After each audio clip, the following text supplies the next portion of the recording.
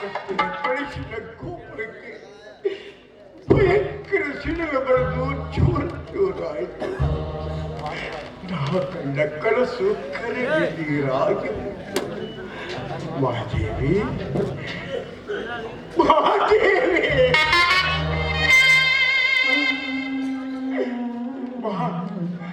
ಬಾ ಮಾದೇವಿ, ಯಾಕೆ ಮೌನ ತಾಳಿಕೊಳ್ತೀವಿ? ಬಾ, ನಿನ್ನ ಎತ್ತ ಕರುಳಿನ ಸಂಕಟ ನನಗೂ ಅರ್ಥವಾಗ್ತಿತ್ತು. ಇನ್ನು ನಮ್ಮ ಮಗ ಸತ್ತಿಲ್ಲ ಕಡೆ, ನಮ್ಮ ಮಳೆತನದಂತ ದೀಪವೇ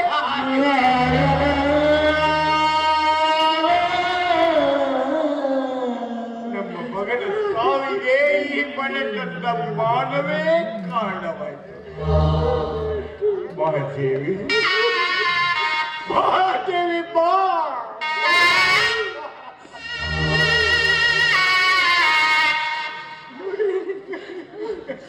ನನ್ನ ಮಗನ ಮರಣ ಕಣ್ ತುಂಬಾ ನೋಡಿ ಸಂತೋಷ ಪಡಿ. ಮಹಾದೇವಿ ಮಾತಾಡ್ಬೇಡ. ಈ ವಿಷಯ ಊರ್ ಜನರಿಗೆ ಗೊತ್ತಾದ್ರೆ ಊರ್ ಜನ ಮನೆ ಸೇರ್ಕೊಂಡು ಬಿಡ್ತಾರೆ. ಅವರಿಗೆ ತಿಳಿಯೋದಕ್ಕೆ ಮುಂಚೆ ನಮ್ಮ ಮಗನ ಶಿವದ ವ್ಯವಸ್ಥೆ, ಅಂತ್ಯಕ್ರಿಯೆ ವ್ಯವಸ್ಥೆ ಮಾಡಿಬಿಡ್ತೀನಿ. ಮಾದೇವಿ ಮಾದೇವಿ, ನಿನ್ನ ಮಗನ ಹತ್ರ ಇಲ್ಲೇ ಇರೋ, ನಾನು ಆದಷ್ಟು ಬೇಗ ಬಂದ್ಬಿಡ್ತೀನಿ ಕಡೆ.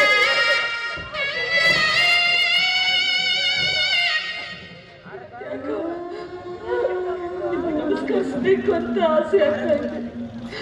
ನೀನು ಪಾದ ನಡೆಸ್ಕೊಟ್ಟಿರ್ತೀರ.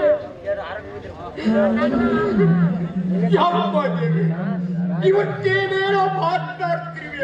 ಯಾಕೆ ನನ್ನ ಜೋಡಿ ಸಂಸಾರ ಸಾಗಿಸ್ಕೊಂಡು ಹೋಗೋದು ನಿನಗೆ ಆಗುದಿಲ್ವೇ? ಅದೇವಿ, ನಾನು ಮಾಡಿದ ಅಪರಾಧ ನಿನ್ನ ದೃಷ್ಟಿಯಲ್ಲಿ ಎನ್ನಿಸಿದ್ರೆ ನೀನು ಒಂದು ನನಗೆ ಆರ್ಡರ್ ಮಾಡಿಬಿಡು. ನಾನು ನಿನ್ನ ಕಣ್ಣದಲ್ಲಿ ವಿಷ ಸೇರಿಸಿ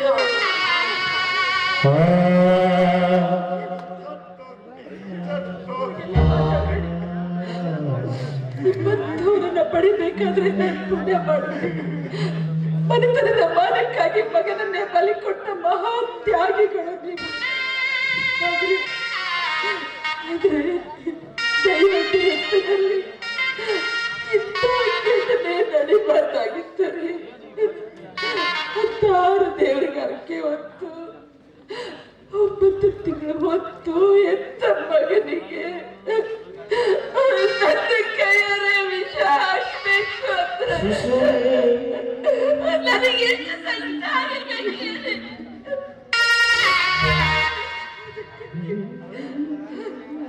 ವಿಷ ಕುಡಿಸೋದಕ್ಕಿಂತ ಮುಂಚಿತವಾಗಿ ಅದರ ಅರ್ಥದಷ್ಟು ನಾನು ಕೊಡಬೇಕು. ಆದರೆ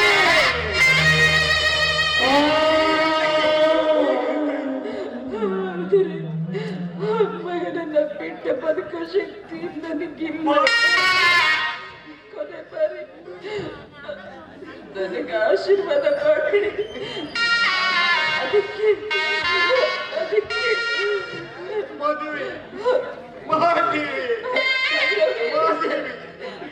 ಅದಕ್ಕೂ ಚಟಕ ಪಡ್ಡಿ ವಿಧಿ ಅದರ ಸಾಹೇಬ ಕುದುರೆಯಲ್ಲಿ ಯಾವ ಪೇದಂತೆ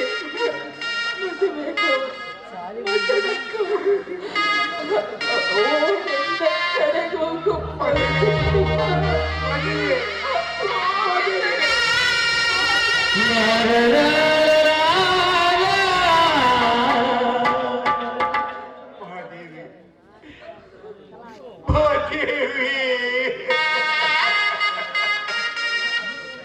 ಮಹಾದೇವಿ, ನೀನು ನನ್ನ ಸತಿ ಎಲ್ಲ ಕಡೆ ಮಹಾದೇವತೆ, ಗಂಡನ ಆದ್ಯರು ಪಾಲಿಸಿದ ಮಹಾ ಸತಿ ನೀನು.